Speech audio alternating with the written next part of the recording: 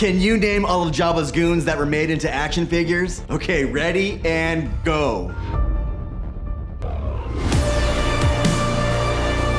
Okay, on today's episode, I just wanted to have some fun. So grab your pen and paper and without looking, going to your collection or looking online, see if you can name all of Jabba's goons that were in his court. And I'm talking about all of the Star Wars Kenner action figures made from 1977 to 1985. Are you ready? So let's go. And we have to start with the man himself, Jabba. And I grabbed this one early in my run, and it came with Salacious Crumb, so make sure that one's on your list too. So let's go through all of Jabba's goons that I have so far. The Gamorrean Guard, and I happen to have 3 of these figures. A Lily Letty in my display case, a mint on card, which I had before this run, and I sent off a Gamorrean Guard to CAS for a grade. Klaatu, and I have a Klaatu for my display, and one for my childhood collection, and I also just sent off a Klaatu to get graded. Weequay, and I got this beautiful figure early in my run. And for those of you who are watching this for the first time, I am doing a complete run of the Star Wars Kenner figures made from 1977 to 1985, and I was crazy enough to start from scratch, so if you want to go back and binge watch all of those episodes, please do. Next up is Bib Fortuna. And I have a bib from my childhood collection, but it's missing its staff and its chest plate, but I also have a complete one for my display case. 88. And when I did this list for this show, this is a figure that I completely forgot about, but I do have one for my display case, and I just picked up a great looking mint on card. The Rancor Keeper. I picked this one up on my 2nd episode for my display case, and it's honestly one of my favorite figures. A Man. Even though I have this figure, this was one that slipped my mind when I was writing this list, but how can I forget a figure that looks like this? Barada. This is one of my favorite figures, and I have 2. One for my display case and one that I just sent off to CAS for grading. Sice Noodles, Max Rebo, and Droopy McCool. I have this for my display case as well as a beautiful box version. EV99. This is another one that I forgot about when I was making this list. But again, how can I forget? This is another one that is one of my favorite figures. And those are the only ones that I have in my collection at the moment. So before I get to the ones that I need, down in my descriptions are links for supplies that you may need for your collecting journey. And when you click and buy using my links, it does support the channel, so thank you for that. And also join me on all my other social media. The links for those are on the homepage of my YouTube channel. So now let's get into the Jabba's goons that I need for that collection. Nikto. One that I used to have as a kid, but I can't wait to finally get this one again. Squid Head. Now, this is a figure that I've never had, but it's one that I've always wanted, and it's one of the best looking figures in my opinion. Reese. Now, I do have this in my childhood collection, but he's missing his blaster, so I can't include it in my official collection just yet. Klaatu in Skiff Guard. I can't believe I got this right on my list, and it was the first time I wrote it down. But it's almost a trick question since there's another Klaatu on this list. And there's Yak Face. And even though he almost got no screen time in the movie, I think just because of how famous this figure is, there's no way that most of us missed this one. And now there's a couple of special mentions. The Rancor. And if you got this one on your main list, that is awesome because it's on my main list too. And I have 2 Rancors. One loose for my creature case and one inside a gorgeous box. Greedo. Even though he was never seen in Jabba's court, he did work for Jabba. But this one is a little bit of a stretch. Boba Fett. He was in Jabba's court, so if you got this one as well, let me know in the comments. Lando in Skiff Guard disguise. Technically he was in Jabba's court, even though he sort of snuck in. Leia in Boost disguise. Yet again, another technicality, but she did fool her way into the court. And that is my list. Did I forget any? And would you include R2 and C-3PO? Technically, I kinda would. After all, Jabba did own them for a few days at least. And I did pick up this Mon a little while back. It was my first fan-made custom figure from the Next 17 and I absolutely love it. So if you wanna pick up your own, just head over to the Next 17 and get yours. And let me know what fan-made figures that you have in your Jabba diorama. Jabba diorama. So in this episode, I'm not only gonna get a figure that I don't have yet, and that was on that list, I'm also gonna get a grail that I have always wanted. Well, at least it's a grail for me. I know some people don't like using the word grail anymore, do they? I don't care, I do. So before we get my grail, let's go ahead and pick up a figure that I have always wanted. Squid Head. His actual name is Tessic, and he was a Quarren male from the water planet on Mon Calamari. He once had ties with Republic politics, but when the Galactic Empire invaded his home planet, he became a member of Jabba's court. He was actually Jabba's accountant and planned on killing Jabba by placing an explosive on Jabba's sail barge. Squid Head actually survived the sail barge fight with Luke and our heroes when he escaped on a speeder bike, but soon after, his brain was forcibly removed from his body by the Biomar monks who lived in Jabba's palace. Quite the story and quite the sad ending for Squid Head. But the Squid Head action figure was released in the first wave of the Return of the Jedi figures on the 65 backs in 1983. He comes with a few accessories: the gray Bespin blaster, his soft goods cloth skirt, his soft goods cloak, and a plastic belt. There are major variants with this figure, but a good thing to know is that this figure was made in Hong Kong at two factories, Cater and Smile. And in Mexico, it was made at Lily Letty.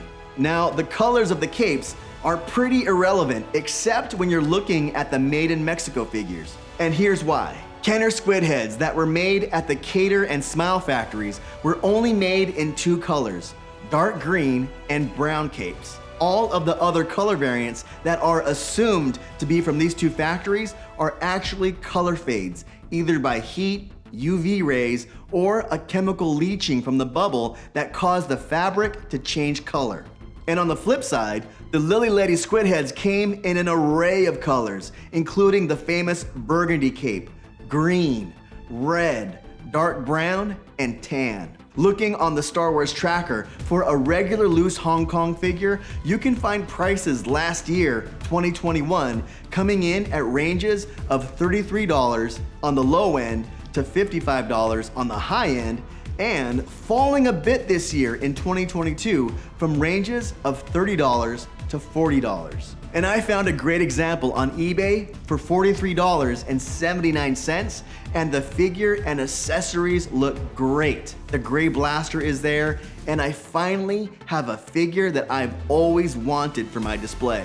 But I did say that I wanted to pick up a grail piece. And when I was scrolling on Facebook one day, I went to the Vintage Alliance, and what I saw made my jaw drop. Now, on this run, I'm collecting loose items for my display, but I'm also collecting mint on cards and boxed items. And I already said that I have my loose Jabba playset, and that's in my creature case from Collector Displays, but I'm still on the hunt for the boxed version. And when I saw this come up as a deal or no deal on Facebook, I had to put in offers. The box is gorgeous, not pristine and perfect, and it's not sealed, but it comes with everything still sealed in baggies inside the box, and all of the paperwork and catalogs are in there. So I had to pick it up. And for those of you who are watching this, are trying to understand why people collect, nostalgia factor is a huge factor for people. And this represents a lot of my childhood right here. And it's the memories of the toys and the memories that bring you back to your childhood that honestly play a big factor for me wanting to collect the same toys that I was in love with as a child. It was packaged really nice, and the seller did tell me that he was gonna package it up very, very nice. All right, oh, here it is. You can already tell what it was. I was 6 years old when I got this the last time in a box. So there it is, everybody. Jabba the Hutt action playset. There's just one thing about having these boxes. You touch it and you feel the cardboard, and it is over 40 years old, this cardboard, but there's just something about having this and holding it. And again, when I was 6 years old, I probably ripped this thing up to shreds. So this side right here is taped. So this is the factory tape. and we're gonna be opening it from this side. And you can see that they bought it at Target on sale for less than $14.99 because this was slashed. And then as you look at the top, it shows you all the features of the trap door and how you can entrap all of your prisoners inside this playset.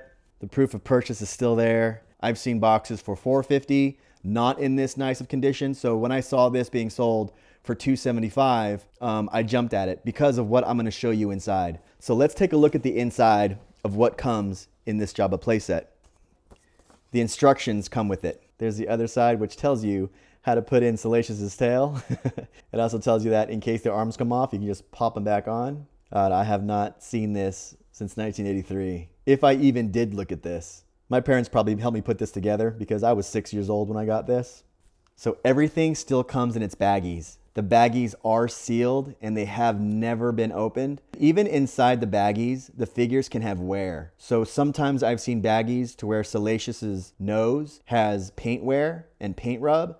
This one inside here does not have any paint rub right now that I'm seeing. So we're gonna keep this inside the baggie. So here's part of the throne, Jabba's throne. This is where the hookah rests on and where Jabba, can rest his arm. And there's also these two gargoyles right here. And these are the gargoyles that fit in the center. It is still factory sealed. But the 6-year-old in me wants to rip these open. We have one that's loose. So if we really wanted to play with one, we have one inside our creature case. And this is the catalog that came with it. It's in pristine condition. I would always go through these. And this is like your wish list. You can see the made in Hong Kong. And this is the hookah that goes on the little side throne. It looks like it's in great condition. No cracks on the bubble whatsoever. No cracks on the plastic. So let's go back into our box. The cardboard inserts are still in there. Usually these are gone because when people buy these, it's the first thing to go. It gets chucked inside the garbage. So to have the cardboard inserts still in there after 40 plus years, this is also something that's very sought after for collectors, and people buy the cardboard inserts on their own. The Jabba that's inside. This bag was never sealed.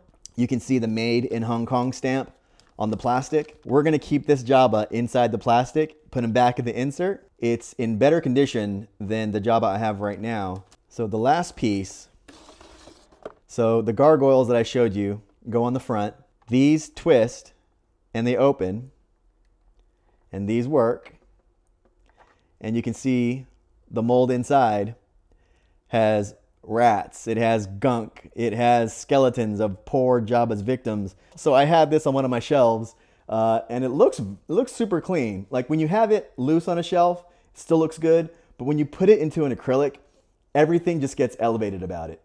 For some great reason, you put it into acrylic and it turns into a museum piece, which is rad.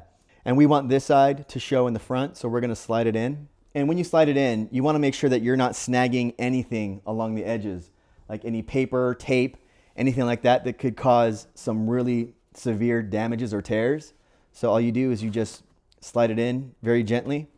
And if you feel any resistance, stop.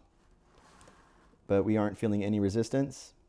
And these display cases from Ian's Displays and GW Acrylics are really high quality.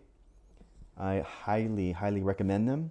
But look how great that looks inside an acrylic. So here's all of our Jabba collection as it stands right now with the new addition of our awesome boxed Jabba. So let's cross off these two items from our list. First with the Squid Head that we got from an eBay seller, and we got that for the price of $43.79 with tax and shipping included. And we also got our boxed Jabba playset with all of the figures and accessories sealed inside, plus the paperwork and the cardboard insert. And we picked that up on a Deal or No Deal on the Vintage Alliance on Facebook for the price of $275. And I placed that inside an acrylic case from Ian's Displays. So let's place the Squid Head inside our display case from Collector Displays, and we get one more figure closer to our goal. And thank you for going on that big journey with me down the list of Jabba's goons, and let me know if you got them all on the first try, because I told you I missed 3. So let me know what you missed and let me know if I missed any. And thanks for going down that research with me on Squid Head. As you guys can probably tell, I love doing research. So if you found this video interesting, please hit that like button. It does support the channel. And if you feel so inclined, please subscribe. And also hit that notification bell so you can know when videos go live. I post videos every Wednesday and Saturday. And as always, my friends, thank you, and I will see you next time. If you're new to the channel, check out the welcome video, or just check out the next episode. And please subscribe if you want to follow the journey. And remember, there is no shame in being a Padawan.